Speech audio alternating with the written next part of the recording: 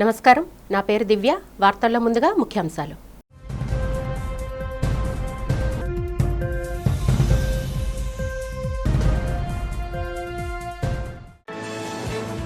ముఖ్యమంత్రి చంద్రబాబు అధ్యక్షత అమరావతి సచివాలయంలో జరిగిన కేబినెట్ సమావేశంలో ముందుగా మహారాష్ట్ర డిప్యూటీ సీఎం మృతికి సంతాపం ఘటించిన మంత్రివర్గం.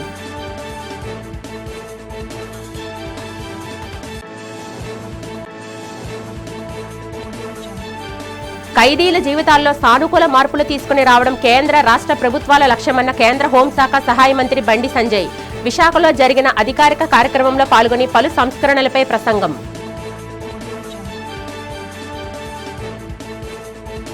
మాజీ ముఖ్యమంత్రి జగన్ అధ్యక్షతన తాడేపల్లి వైసీపీ కార్యాలయంలో జరిగిన భీమవరం నియోజకవర్గం ముఖ్య నాయకులు కార్యకర్తల సమావేశం. వైసీపీ శ్రేణులకు దశాదిశ నిర్దేశించిన జగన్.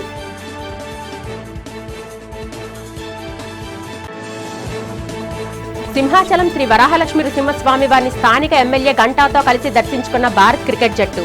ఆలయ మర్యాదలతో స్వాగతం పలికి స్వామివారి దర్శనం కల్పించిన అధికారులు. మహారాష్ట్రలో జరిగిన విమాన ప్రమాదంలో ఆ రాష్ట్ర డిప్యూటీ సీఎం అజిత్ పవార్ మృతి చెందడంపై ఆంధ్రప్రదేశ్ మంత్రివర్గం తీవ్ర సంతాపం వ్యక్తం చేసింది. బుధవారం ముఖ్యమంత్రి చంద్రబాబు నాయుడు అధ్యక్షతన జరిగిన కేబినెట్ భేటీలో ఈ మేరకు సంతాప తీర్మానం చేశారు. సమావేశం ప్రారంభంలోనే సీఎం చంద్రబాబు ఈ విషాద ఘటనను ప్రస్తావించారు. అజిత్ పవార్తో సహా 5గురు ఈ ప్రమాదంలో ప్రాణాలు కోల్పోవడం అత్యంత బాధాకరమని పేర్కొన్నారు. అజిత్ పవార్తో తనకున్న వ్యక్తిగత పరిచయాన్ని ఈ సందర్భంగా సీఎం గుర్తు చేసుకున్నారు.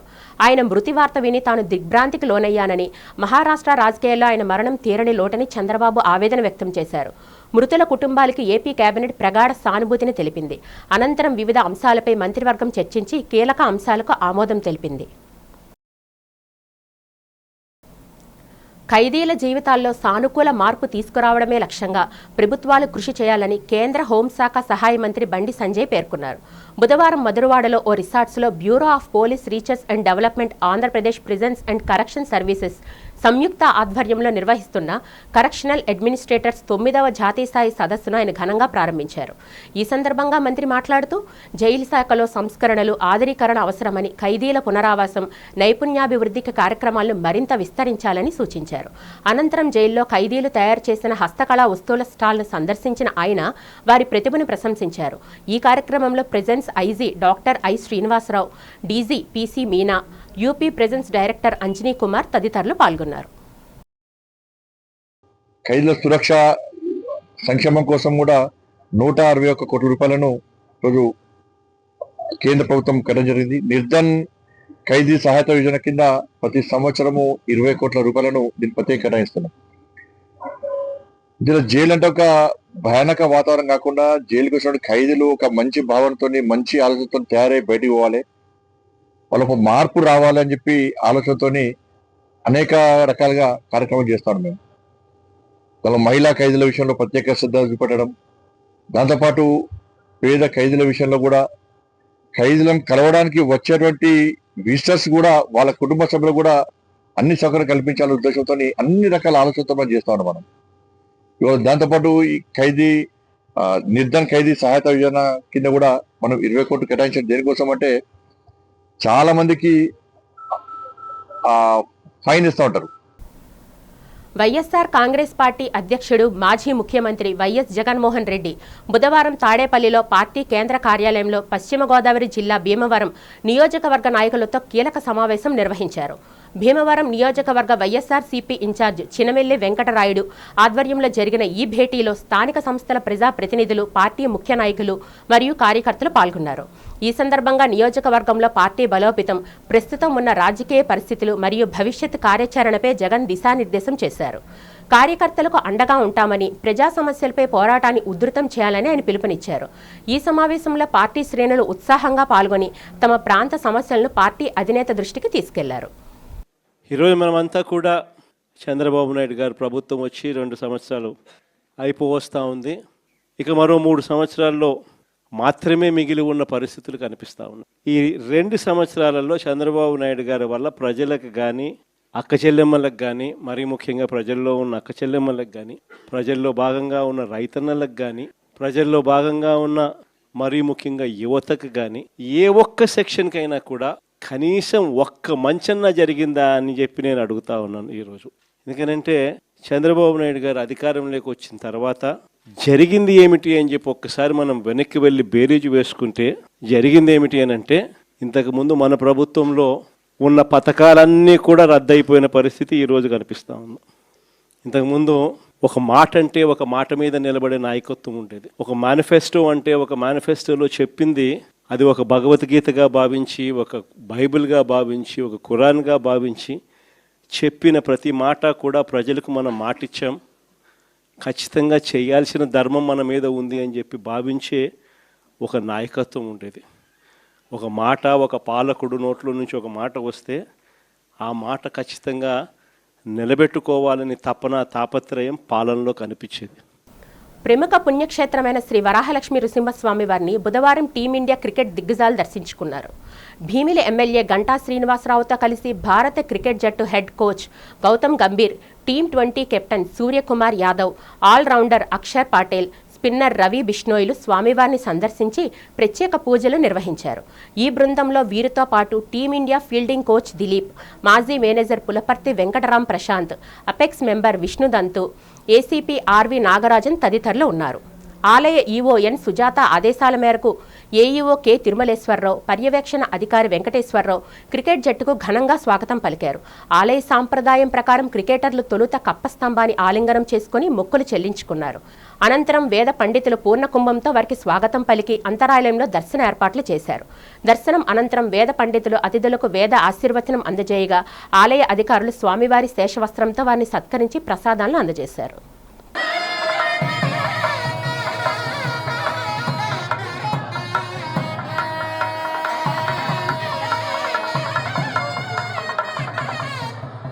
ధర్మకర్తల మండలి సభ్యులు ఆలయ అభివృద్ధికి, భక్తులకు సౌకర్యాల కల్పనకు కృషి చేయాలని విశాఖ తూర్పు నియోజకవర్గం శాసనసభ్యులు వెలగపూడి రామకృష్ణబాబు సూచించారు.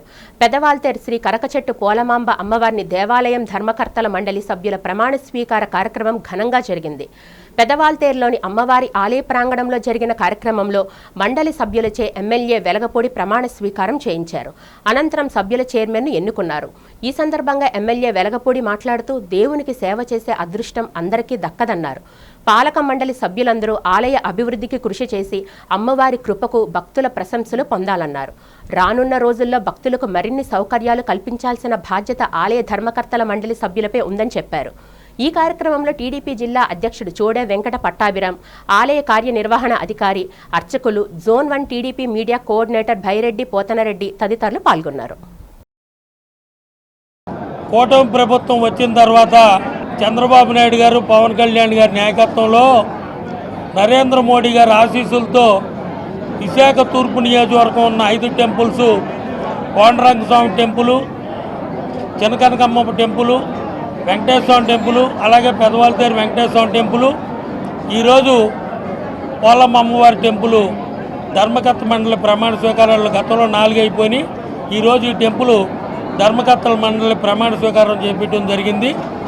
వీళ్ళందరూ కూడా కులాలకి, మతాలకి అతీతంగా ఎంతో భక్తి శ్రద్ధలతో ఈ పోలమ్మవారి టెంపుల్ ఎంతో అభివృద్ధి చేయాలని ప్రభుత్వం తరపున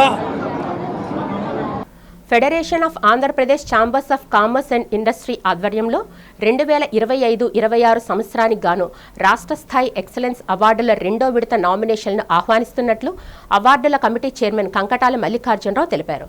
బుధవారం ఓ హోటల్లో ఏర్పాటు చేసిన మీడియా సమావేశంలో ఆయన మాట్లాడుతూ రాష్ట్రంలో పరిశ్రమలు, స్టార్టప్లు, మహిళా వ్యాపారవేత్తల ప్రతిభను గుర్తించి ప్రోత్సహించడమే ఈ అవార్డుల ముఖ్య ఉద్దేశమని పేర్కొన్నారు.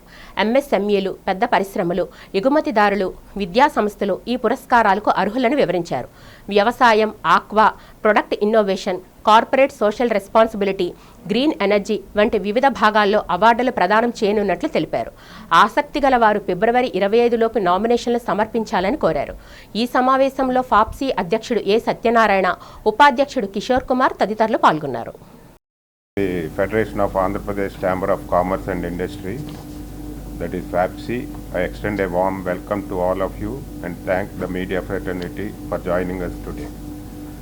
For the benefit of everyone present here, let me briefly introduce about FAPSI. Following the bifurcation of the erstwhile United Andhra Pradesh into the two states of Telangana and Andhra Pradesh in 2014, the then existing chamber was reorganized into two independent federations.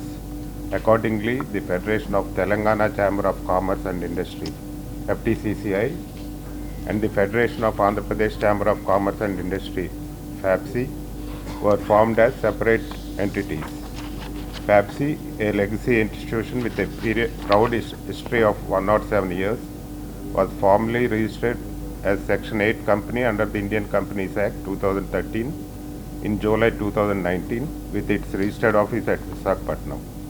In order to effectively serve members across all regions of the state, we have also established an office at Vijayawada.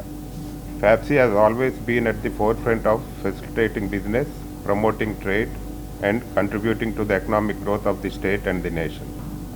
I stand before you as the chairman of this prestigious event of FAPSI Awards of Andhra Pradesh, and also I am the past president of this organization. As you all know, FAPSI is one of the most recognized organization in Andhra Pradesh and all over India for the activities what the government does and what the trader needs. We will be acting like a bridge. Now, it gives me great pleasure to announce the FAPSI Excellence Awards 2025-26, the second edition of this prestigious initiative of FAPSI. Though these awards, we aim to recognize and celebrate excellence, innovation, entrepreneurship, and sustainable growth across the industry, trade, and service in Andhra Pradesh. గీతం విద్యా సంస్థల ఆధీనంలో ఉన్న 5,000 కోట్ల విలువైన 54.79 ఎకరాల ప్రభుత్వ భూమిని రెగ్యులరైజ్ చేసేందుకు కూటమి ప్రభుత్వం చేస్తున్న ప్రయత్నాలపై వైఎస్ఆర్ కాంగ్రెస్ పార్టీ తీవ్ర ఆగ్రహం వ్యక్తం చేసింది. బుధవారం విశాఖలో ఓ హోటల్లో శాసన మండలి విపక్ష నేత బొత్స సత్యనారాయణ, మాజీ మంత్రులు కురసాల కన్నబాబు, గుడివాడ అమర్నాథ్, జిల్లా అధ్యక్షుడు కేకే రాజు ఆధ్వర్యంలో పార్టీ నేతలు సమావేశమయ్యారు. అనంతరం వారు మీడియాతో మాట్లాడుతూ ఈ నెల 30న జరిగే జీవీఎంసీ కౌన్సిల్ సమావేశంలో ఈ భూముల క్రమబద్ధీకరణకు తీర్మానం చేసి ప్రభుత్వానికి పంపాలని కుట్ర పన్నారని ఆరోపించారు. సీఎం చంద్రబాబు తన కుటుంబ సభ్యులు, అనుచరుల కోసం ప్రజా ఆస్తులను అప్పనంగా ధారాదత్తం చేస్తున్నారని బొత్స సత్యనారాయణ మండిపడ్డారు. 10,000 కోట్ల విలువైన ప్రభుత్వ భూములను గీతం సంస్థ ఆక్రమించుకుందని, దీనిపై సీబీఐ విచారణ జరిపించాలని డిమాండ్ చేశారు. మీడియా సమావేశంలో వైసీపీ నేతలు ఎమ్మెల్సీ కె రవిబాబు, విజయనగరం జిల్లా పరిషత్ చైర్మన్ మజ్జి శ్రీనివాసరావు, మాజీ ఎమ్మెల్యేలు వాసుపల్లి గణేష్ కుమార్, కరణం ధర్మశ్రీ, తైనాల విజయ్ కుమార్, తిప్పల నాగిరెడ్డి తదితరులు పాల్గొన్నారు. విశాఖపట్నంలో జరుగుతున్న చంద్రబాబు నాయుడు గారు ఆయన తాలూకా కుటుంబ సభ్యులు, ఆయన అన్నయ్యలు ఏ రకంగా విశాఖపట్నంలోని భూములు దోచుకుంటున్నారో, ఏ రకమైన అవినీతి కార్యక్రమాలు చేస్తున్నారో ఆ విషయాలన్నింటినీ కూడా చెప్పాలని ఉద్దేశంతోనే సమావేశం. ముఖ్యంగా బరి తెగించి ప్రజలు మాకు అధికారం ఇచ్చారు కదా, ఏం చేసినా చెల్లుతుందని చెప్పిన ఉద్దేశంతో సుమారు 54 ఎకరాలని 79 సెంట్లని రేపు 30వ తారీఖు నాడు జరిగే జీఎంసీ కౌన్సిల్ సమావేశంలో దాన్ని రెగ్యులరైజ్ చేయడానికి గీతం యూనివర్సిటీకి ఇవ్వడానికి పెట్టారంటే చంద్రబాబు నాయుడు గారి తాలూకా అవినీతి కార్యక్రమం, ఏ విధంగా భూదోపిడీ, ఏ విధంగా వాళ్ళు చేస్తున్న కార్యక్రమం రాష్ట్ర ప్రజలందరూ ఆలోచించాలని కోరుతున్నాను. చెప్పే వచ్చి శ్రీరంగ నీతులు, తినే వచ్చి చేస్తున్న వచ్చి ఏ రకంగా వాళ్ళు చేస్తున్నారు. ఈ ధర్మాన్ని అడుగుతున్నాం, ఇదేనా మీ పరిపాలన తాలూకు నీతిని అడుగుతున్నాం. ఏ రకంగా ఈ కార్యక్రమాన్ని మీరు పెడతారు? ఎక్కడుంది మీకు హక్కు? ఇది సుమారు 5,000 కోట్ల రూపాయలు. అంతకుముందు ఇంకొక 5,000 కోట్ల రూపాయలని ఈ రోజున మార్కెట్ విలువ తెలుసుకుంటే అప్పటికే ప్రభుత్వం మీకు కేటాయింపులు చేసింది. మీకున్న అధికార బలంతో ఆ రోజు వివిధ రకాలుగా చేసుకున్నారు. అయినప్పుడు మళ్ళీ ఈ 54 ఎకరాల 79 సెంట్లని మళ్ళీ మీరు వచ్చి దోపిడీ చేయడానికి ప్రయత్నం చేస్తున్నారు. ఒక పేదవాడికి వచ్చి 1 సెంటు భూమి ఇస్తే, ఓ చిన్న ఇల్లు కట్టుకుంటే, లేదు ఇంటి పక్కన వచ్చి చిన్న ఆక్రమణ ఉంటే చట్టపరమైన తీసుకుని జీవీఎంసీ నుంచి తీసుకెళ్ళి చేస్తాం కదా, అమ్మమ్మ మీరు ఇది చేయడానికి వీళ్ళని చేస్తాం కదా. మరి ఏ రకంగా ఈ 54 ఎకరాలని ఏ రకంగా చేస్తాం? అది విశాఖపట్నం ఎంపీ స్వయాన చంద్రబాబు నాయుడు గారి కుమారుడు, విద్యాశాఖ మంత్రి లోకేష్ గారి తోడలుడు, వారి సంస్థకి 54 ఎకరాల చిల్లర, ఇంచుమించు 55 ఎకరాలు దారాదత్తం చేయడానికి కౌన్సిల్లో ఒక తీర్మానం పెట్టడానికి ఏర్పాట్లు చేశారు. ఇంచుమించుగా ఈ 55 ఎకరాల విలువ 5,000 కోట్లు ఉంటుందని అంచనా. కానీ గీతం సంస్థ పేరుతో చంద్రబాబు నాయుడు గారి కుటుంబం చేసిన కబ్జా మొత్తం విలువ 10,000 కోట్లు దాటిందనేది మా అంచనా. ఇంతకుముందే ఎకరం 18,000 చొప్పున దాదాపు 71 ఎకరాలు రెగ్యులరైజ్ చేసుకున్నారు చంద్రబాబు నాయుడు గారు ముఖ్యమంత్రిగా ఉండగా. ఆ రోజు కలెక్టర్లు ఒప్పుకోకపోతే వాళ్ళని బదిలీలు చేసి మధ్యలో కొంత భూమిని రెగ్యులరైజ్ చేసుకున్నారు. ఇంచుమించుగా 130 నుంచి 150 ఎకరాలు కొట్టేశారు. ఇప్పటికీ వాళ్ళ కబ్జా పెట్టింది గీతం పేరుతో ఇంచుమించుగా 130-140 ఎకరాలు. ఇంకా ఎంత ఉందో పక్కాగా సర్వే చేస్తే కానీ తెలీదు. దీని విలువ 10,000 కోట్లు ఉంటుంది. వీళ్ళొచ్చి ఈ రాష్ట్రం మొత్తానికి, దేశం మొత్తానికి మన టీవీలో ప్రవచనాలు చెప్తారు కదా, చాగంటి కోటేశ్వరరావు గారు, గరికపాటి నరసింహారావు గారు లాగా చంద్రబాబు నాయుడు ప్రవచనాలు చెప్తున్నాడు. ఆయన ప్రవచనాలు వింటే నిజంగా ఈయన పెద్ద ఈ రాష్ట్రానికి కస్టోడియన్ ఏమో, ఎవరికి ఒక అంగుళం భూమి పోకుండా కాపాడుతున్నాడేమో అనుకుంటాం. కానీ కొట్టేసేదంతా ఆ కుటుంబమే. రాష్ట్ర విద్యాశాఖ మంత్రి సలహాలు సూచనలతో రేపు 30వ తారీఖున జరుగుతున్న విశాఖపట్నం జీవీఎంసీ కార్పొరేషన్ కౌన్సిల్ సమావేశంలో దాన్ని ఎజెండా అంశం కింద పెట్టడం జరిగింది. దీన్ని గీతం యూనివర్సిటీకి సంబంధించిన భూముల బదలాయింపుని, ఈ భూముల్ని అప్పనంగా గీతం యూనివర్సిటీ కట్టబెట్టడాన్ని ఈ ప్రాంతంలో, ఈ నగరంలో ఉన్న ప్రజలే కాదు, రాష్ట్ర వ్యాప్తంగా ఉన్న ప్రతి ఒక్కరూ కూడా ఈ అంశం తెలిసిన దగ్గర నుంచి ఇది అన్యాయం. ప్రజలు ఇచ్చిన అధికారాన్ని ప్రజా ప్రయోజనాల కోసం కాకుండా ప్రజల ఆస్తిని, ప్రభుత్వ ఆస్తిని కుటుంబ సభ్యులకి దారదత్తం చేయటం, అంతేకాకుండా ముఖ్యంగా ఈ ప్రాంతంలో విశాఖపట్నంలో ఉన్న ఎంపీకి సంబంధించిన కుటుంబానికి దారదత్తం చేయటం అనేది మనందరం కూడా ఖండించదగ్గ విషయం.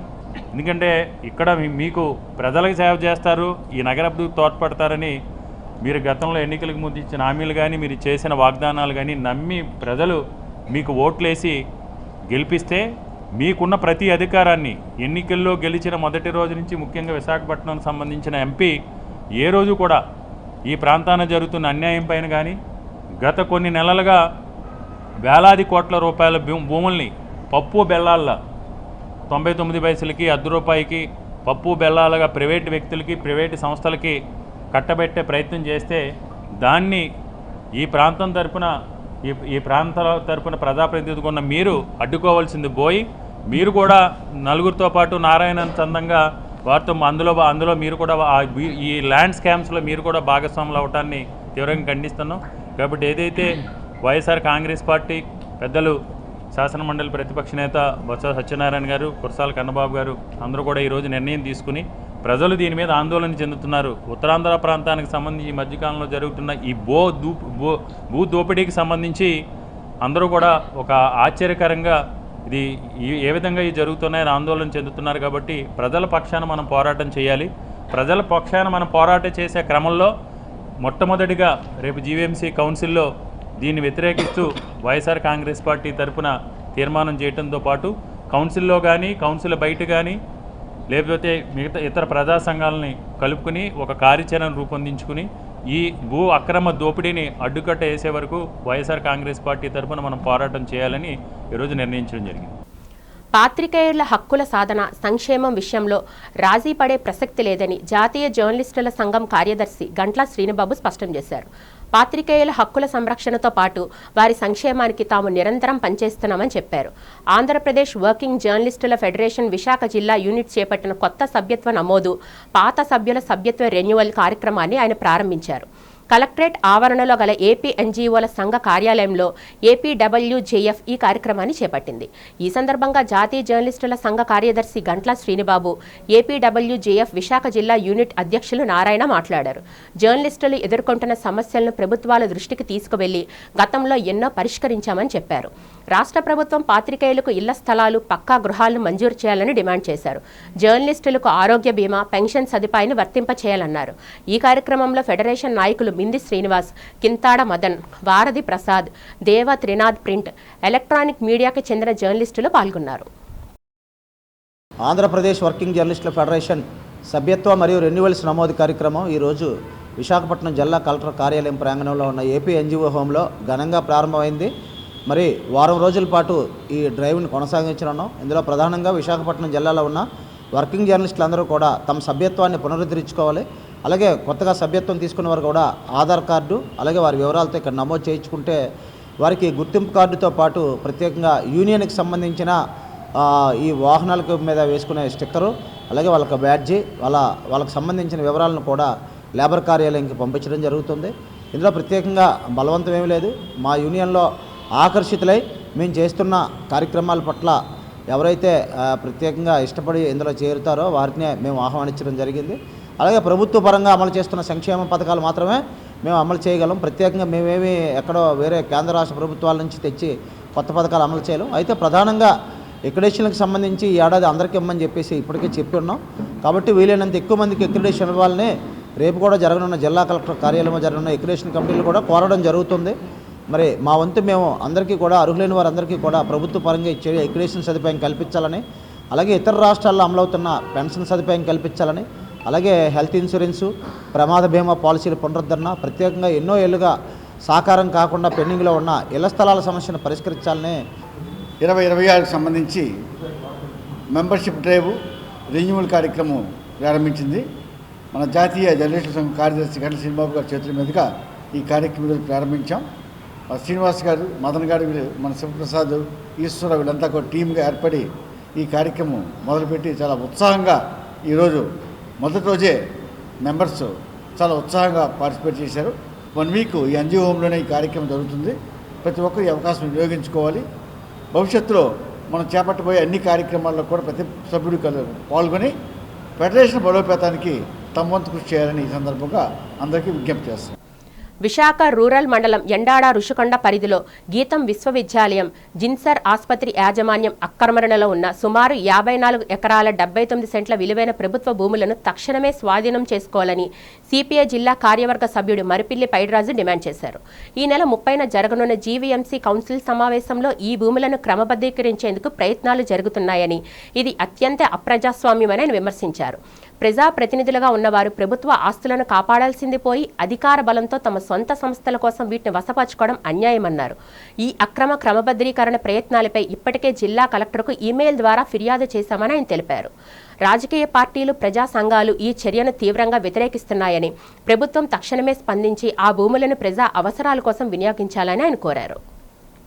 విశాఖపట్నం జిల్లా విశాఖపట్నం రూరల్ మండలం గీతం విశ్వవిద్యాలయం గీతం హాస్పిటల్ పరిధిలో ఎండాడ రుషికొండ గ్రామాల సర్వే నెంబర్లో 2 గ్రామాల సర్వే నెంబర్లో 54 ఎకరాల 79 సెంట్ల భూమి, ఇది చాలా అత్యంత విలువైన ప్రభుత్వ భూమిని గీతం జిన్సర్ హాస్పిటల్కి ఆధీనంలో ఉంది, ఆక్రమణలో ఉంది చాలా ఏళ్ళుగా. ఇప్పుడు ప్రభుత్వం తెలుగుదేశం ప్రభుత్వం ఉంది కాబట్టి, విశాఖపట్నం పార్లమెంటు సభ్యుడిగా ఎం శ్రీభరత్ ఉన్నారు కాబట్టి, అది వాళ్ళ సంస్థలు కాబట్టి 2 సంస్థలు ప్రభుత్వంతో ఒత్తిడి చేసి అధికారం ఉంది కదా అని వీటిని రెగ్యులైజేషన్ కోసం ఈ నెల 30వ తేదీన జరగబోయే జీవీఎంసీ కౌన్సిల్ సమావేశంలో ఆమోదింపజేసుకొని వాళ్ళు వశపరం చేసుకోవడానికి చేస్తున్న ప్రయత్నాలు జరుగుతున్నాయి. ఇది అత్యంత ప్రజాస్వామ్యమైన హేతువంతమైన చర్య. ఇది చాలా అన్యాయం, అప్రజాస్వామ్యం, నీతిమాలిన చర్య. ప్రజాప్రతినిధులుగా ఎన్నుకోబడినటువంటి వాళ్ళు ప్రభుత్వ ప్రజల ఆస్తులు సంరక్షించాలి తప్ప ప్రభుత్వ ఆస్తులను మేమే కాజేస్తాం, మేమే వశపరుచుకుంటాం, అధికార మదం ఉంది కదా అని మేమే స్వాధీనం చేసుకొని మేమే రెగ్యులేషన్ చేసుకుంటాం అనే చర్యని దేశంలో కాదు, సమాజంలో కాదు, విశాఖపట్నం జిల్లా ప్రజలందరూ వ్యతిరేకిస్తున్నారు. ఉత్తరాంధ్ర ఆరాధ్య దైవం సింహాచలం శ్రీ వరహాలక్ష్మీ నృసింహస్వామి వారి నిత్య కళ్యాణ మహోత్సవం బుధవారం సింహగిరిపై ఆధ్యాత్మిక శోభ నడుమ అత్యంత వైభవంగా సాగింది. పంచారాత్రగమ శాస్త్రోక్తంగా సకల వైష్ణవ సాంప్రదాయాలను అనుసరించి ఆలయ అర్చకులు ఈ దివ్య పరిణయ క్రతువును నిర్వహించారు. కళ్యాణ మండపంలో శ్రీదేవి భూదేవి సమేత శ్రీ గోవిందరాజస్వామి వారిని అధిష్టింపచేసి విశ్వక్సేనారాధన పుణ్యవచనాలతో వేడుకను ప్రారంభించారు. వేద మంత్రాల సాక్షిగా స్వామి అమ్మవార్లకు కంకణ ధారణ, నూతన యజ్ఞోపవీత సమర్పణ గావించారు. మంగళవాయిద్యాల నడుమ నిర్ణీత శుభముహూర్తాన జీలకర్ర బెల్లం మాంగళ్య ధారణ కార్యక్రమాలు జరిగాయి.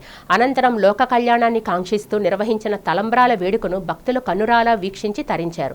దేవస్థానం కార్యనిర్వహణ అధికారి ఎన్ సుజాత మాట్లాడుతూ స్వామివారి నిత్య కళ్యాణ సేవలో పాల్గొనడం భక్తుల పూర్వజన్మ సుకృతమని పేర్కొన్నారు. కళ్యాణంలో పాల్గొన్న భక్తులకు అర్చకులు శేషవస్త్రాలు, ప్రసాదాలు అందజేసి అంతరాయల దర్శనం కల్పించారు. భక్తులందరికీ స్వామివారి కృపతో ఆయురారోగ్యాలు సిద్ధించాలని ఆమె ఆకాంక్షించారు. విశాఖ ఉత్సవంలో భాగంగా ఋషికొండ బీచ్లో కయాకింగ్ పోటీలను భీమిలి ఎమ్మెల్యే గంటా శ్రీనివాసరావు బుధవారం ప్రారంభించారు. మొత్తం 50 మంది ఈ పోటీల్లో పాల్గొన్నారు. సింగిల్ కయాకింగ్లో 25 మంది, డబుల్ కయాకింగ్లో మరో 25 మంది పోటీ పడుతున్నారు. విజేతలకు 10,000 రూపాయలు, 5,000 చొప్పున ప్రైజ్ మనీ అందజేయనున్నారు. పోటీల్లో పాల్గొన్న వారిని అధికారులు గంటాకు పరిచయం చేశారు. దేశంలో జరుగుతున్న అతిపెద్ద బీచ్ ఫెస్టివల్ విశాఖ ఉత్సవాన్ని విజయవంతం చేయాలని పిలుపునిచ్చారు. 9 రోజుల పాటు నిర్వహిస్తున్న ఉత్సవంలో భాగంగా కావడానికి ఇతర ప్రాంతాల నుంచి కూడా పర్యాటకులు వస్తున్నారని తెలిపారు. కార్యక్రమంలో జిల్లా పర్యాటక శాఖ అధికారి మాధవి, జిల్లా క్రీడల అధికారి జూన్ గాలియట్, కార్పొరేటర్ లోడగడ అప్పారావు, కూటమి నాయకులు చిక్కాల విజయబాబు, దొరబాబు తదితరులు పాల్గొన్నారు. జనసేన రైల్వే కోడూరు ఎమ్మెల్యే వ్యవహారంపై మాజీ మంత్రి ఆర్కే రోజా ఆధ్వర్యంలో వైసీపీ శ్రేణులు నగరిలో భారీ నిరసన చేపట్టారు. నగరిలోని ఎస్జేఎస్ కళ్యాణ మండపం నుంచి ఓం శక్తి ఆలయం వరకు భారీ ర్యాలీ నిర్వహించారు. అనంతరం రోడ్డుపై బైఠాయించి నిరసన తెలిపారు. ఈ సందర్భంగా రోజా మాట్లాడుతూ మహిళల గౌరవానికి భంగం కలిగిస్తున్న కీచక ఎమ్మెల్యేలపై కఠిన చర్యలు తీసుకోవాలని డిమాండ్ చేశారు. ఈ కార్యక్రమంలో తిరుపతి మాజీ ఎమ్మెల్యే భూమన కరుణాకర్ రెడ్డి, ఎమ్మెల్సీ చంద్రశేఖర్ రెడ్డి, మాజీ ఎంపీ రెడ్డప్ప తదితరులు పాల్గొన్నారు. ఈ నిరసనలో భారీ సంఖ్యలో వైసీపీ నాయకులు, కార్యకర్తలు పాల్గొని ప్రభుత్వానికి వ్యతిరేకంగా నినాదాలు చేశారు.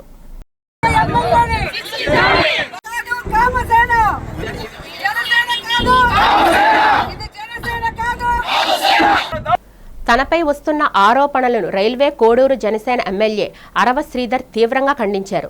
తన రాజకీయ ప్రస్థానంలో ఎన్నడూ లేని విధంగా ఉద్దేశపూర్వకంగానే తనపై మచ్చ వేసే ప్రయత్నం చేస్తున్నారని ఆయన ఆవేదన వ్యక్తం చేశారు. బుధవారం ఆయన మీడియాతో మాట్లాడుతూ తనపై ఒక మహిళ చేస్తున్న ఆరోపణల్లో ఏమాత్రం నిజం లేదని, అవన్నీ సృష్టించిన ఫేక్ వీడియోలని స్పష్టం చేశారు. గత 6 నెలలుగా కొందరు వ్యక్తులు తనను మానసికంగా వేధిస్తున్నారని, దీనిపై ఇప్పటికే తన తల్లి పోలీసులకు ఫిర్యాదు చేసిన విషయాన్ని ఆయన గుర్తు చేశారు.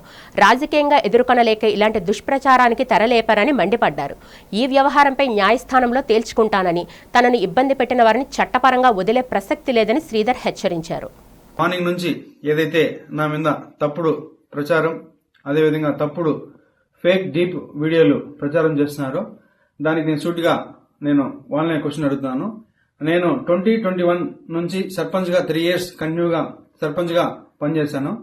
సర్పంచ్గా పనిచేసేటప్పుడు నా విలేజ్లో కావచ్చు, లేకపోతే పక్క పంచాయతీలు కావచ్చు, మండలంలో కావచ్చు, ఏ రోజైనా శ్రీధర్ ఇలాంటి తప్పులు చేస్తాడు, శ్రీధర్ పలానా తప్పులు చేస్తాడు, తప్పుడు వ్యక్తి అని నిరూపించండి.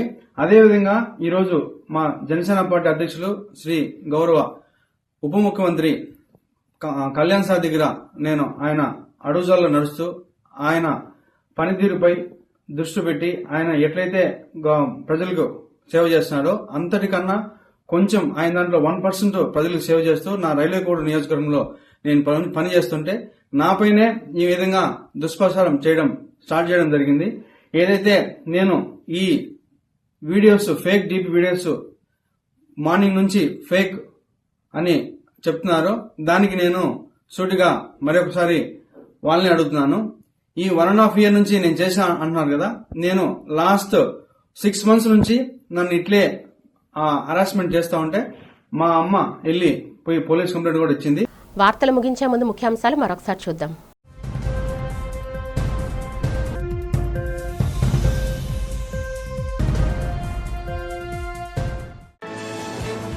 ముఖ్యమంత్రి చంద్రబాబు అధ్యక్షత అమరావతి సచివాలయంలో జరిగిన కేబినెట్ సమావేశం. సమావేశంలో ముందుగా మహారాష్ట్ర డిప్యూటీ సీఎం మృతికి సంతాపం ఘటించిన మంత్రివర్గం.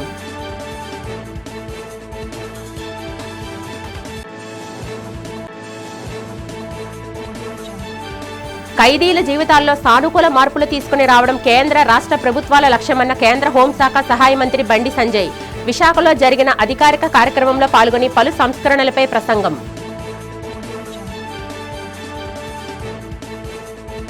మాజీ ముఖ్యమంత్రి జగన్ అధ్యక్షతన తాడేపల్లి వైసీపీ కార్యాలయంలో జరిగిన భీమవరం నియోజకవర్గం ముఖ్య నాయకులు కార్యకర్తల సమావేశం. వైసీపీ శ్రేణులకు దశాదిశ నిర్దేశించిన జగన్.